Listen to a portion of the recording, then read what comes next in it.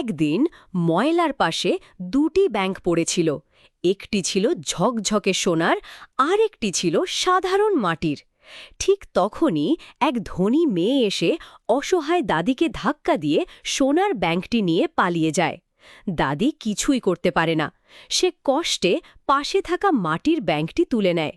এদিকে মেয়েটি বাড়িতে গিয়ে ব্যাংকটি মাটিতে রাখতেই সেটি ধীরে ধীরে বিশাল আকার ধারণ করে।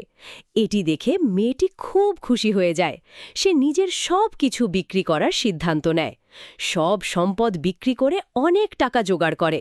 তারপর সেই টাকা ব্যাংকের ভিতরে ঢালতেই হঠাৎ করে সব টাকা পুড়ে ছাই হয়ে যায়।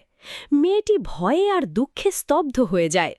এদিকে দাদি নিজের মাটির ব্যাংকের ভিতরে একটি টাকার নোট রাখে, আর মুহূর্তে হাজার হাজার টাকা বের হতে শুরু করে। দাদি অবাক হয়ে যায়। সে সেই টাকা দিয়ে নিজের জন্য বাড়ি, গাড়ি ও সব কিছু কিনে ফেলে। কিন্তু শুধু নিজের জন্য নয়, সে গরিব ও অসহায় মানুষদেরও সাহায্য করতে শুরু করে। সবাই দাদির জন্য দোয়া করতে থাকে, আর শেষে দাদি একা বসে কাঁদতে থাকে। বন্ধুরা, তোমরা যদি ভালো মানুষ হয়ে থাকো তাহলে এই ভিডিওটা লাইক দিয়ে চ্যানেলটি সাবস্ক্রাইব করে দাও।